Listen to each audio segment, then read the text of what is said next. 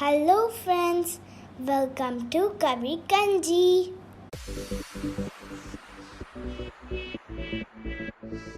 இன்னைக்கு நம்ம வாயில் போட்டோன்னே சும்மா சட்டுன்னு கரையிற அளவுக்கு சூப்பரான டேஸ்டான அல்வா ரெசிபி தான் பார்க்க போகிறோம்.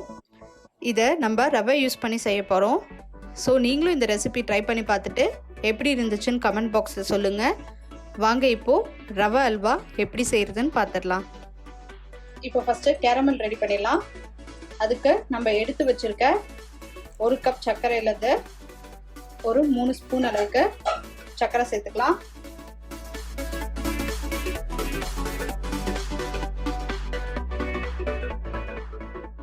இது லைட்டாக கரைய ஆரம்பித்தோடனே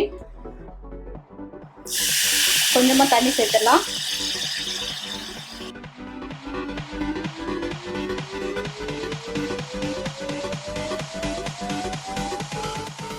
இது கொஞ்சம் தேன் கலர் வர வரைக்கும் வெயிட் பண்ணலாம். பேரலாக ஒரு பேனில் 1 ஸ்பூன் அளவுக்கு நெய் சேர்த்துக்கலாம். கொஞ்சம் முந்திரி வறுத்துடலாம்.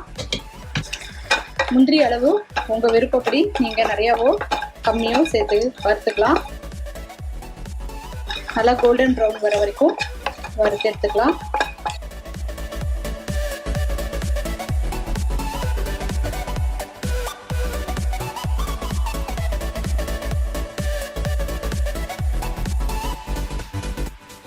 முந்திரி நமக்கு நல்லா கோல்டன் ப்ரௌன் ஆயிடுச்சு, நம்ம எடுத்துடலாம். ஸோ இதே பேனில் 3/4 கப் சர்க்கரை சேர்த்துக்கலாம். நம்ம இதோட 1/4 கப் சர்க்கரை தான் நம்ம கேரமலைஸ்க்கு எடுத்துக்கிட்டோம். ஸோ மீதி இருக்க 3/4 கப் சர்க்கரை மட்டும் சேர்த்துக்கிறேன். இது கூட ஒரு 1/2 கப் தண்ணி சேர்த்துக்கலாம்.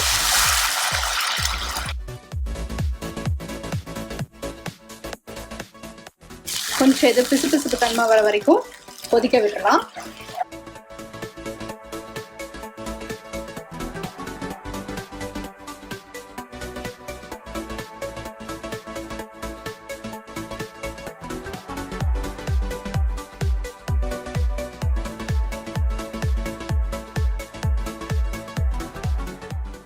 நமக்கு கேரமல் ரெடி ஆயிடுச்சு. இது பாருங்க, நல்லா டார்க் தேன் கலர் வந்துருச்சு. ஸோ நம்ம இந்த சக்கரை கூட ஆட் பண்ணிடலாம்.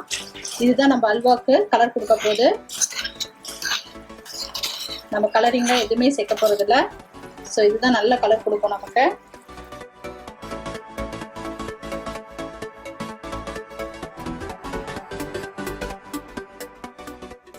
ஸோ லைட்டாக பிசுன்னு இருக்கு.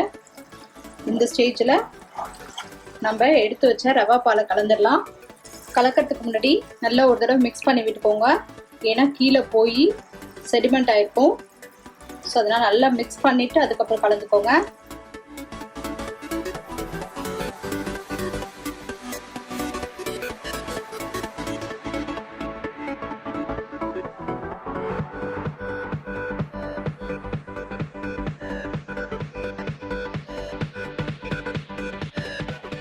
கொஞ்சம் மீடியம் ஃப்ளேம்லேயே வச்சு நல்லா கிளறி விட்டுக்கிட்டே இருங்க.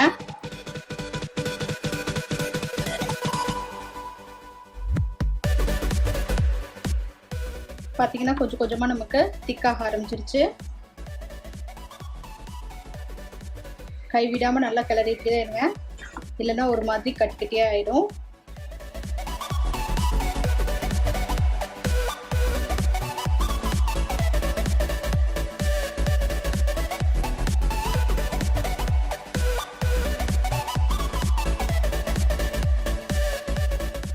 இப்போ கொஞ்சம் நம்ம நெய் சேர்த்துக்கலாம். நான் 1 ஸ்பூன் அளவுக்கு நெய் இப்போ சேர்த்துக்கிறேன். இன்னும் கொஞ்சம் கட்டியானோடனே கொஞ்சம் கொஞ்சமாக நெய் சேர்த்துக்கலாம். ஸோ இன்னும் கொஞ்சம் கட்டியானோடனே இன்னொரு ஸ்பூன் சேர்த்துக்கலாம். இது மித்த அல்வா மாதிரி நிறைய நெய்யெல்லாம் தேவைப்படாது. ஒரு 4 to 5 ஸ்பூன் நெய் இருந்தால் போதும். சூப்பராக ரெடி ஆகிடும் நமக்கு. நமக்கு அல்வா நல்லா அப்படியே பளபளன்னு வருது.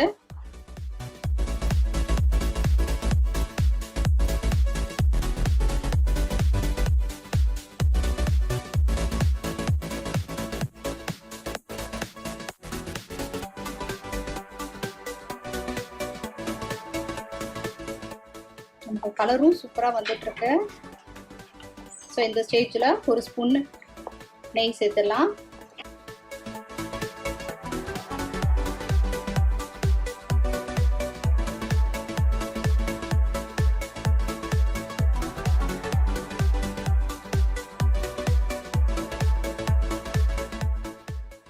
பேன்ல நல்லா ஒட்டாம வரணும்.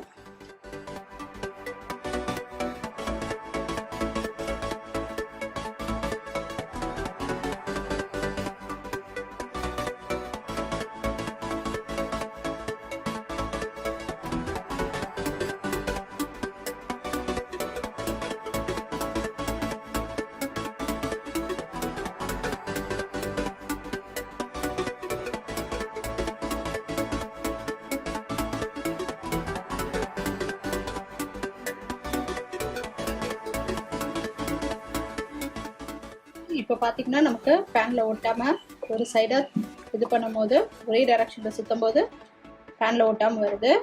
ஸோ நமக்கு அல்வா ஆல்மோஸ்ட் ரெடி ஆகிடுச்சு. பாருங்க எப்படி வரணும். இதுதான் அல்வா ரெடியானதுக்கு கண்டுபிடிக்கிற ஸ்டேஜ். இப்போ நம்ம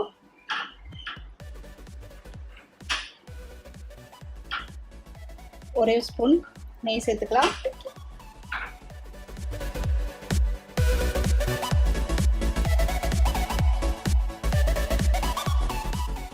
நம்ம மொத்தமே 4 ஸ்பூன் நெய் தான் யூஸ் பண்ணோம். அல்வா சூப்பராக ரெடி ஆகிட்டு இருக்கு. இப்போ நம்ம வறுத்து வச்சிருந்த முந்திரி இது கூட ஆட் பண்ணிடலாம். நல்லா மிக்ஸ் பண்ணிக்கோங்க.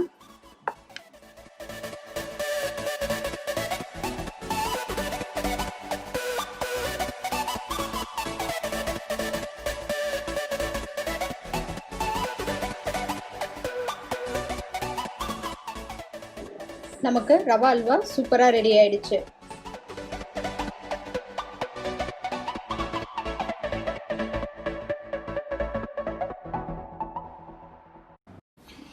Thanks for watching this video. உங்களுக்கு இந்த வீடியோ பிடிச்சிருந்துச்சுன்னா லைக் பண்ணுங்கள், ஷேர் பண்ணுங்கள், கமெண்ட் பண்ணுங்கள். மறக்காமல் எங்கள் சேனலை சப்ஸ்கிரைப் பண்ணுங்கள். பக்கத்தில் இருக்கிற பெல் ஐக்கானையும் ப்ரெஸ் பண்ணுங்கள்.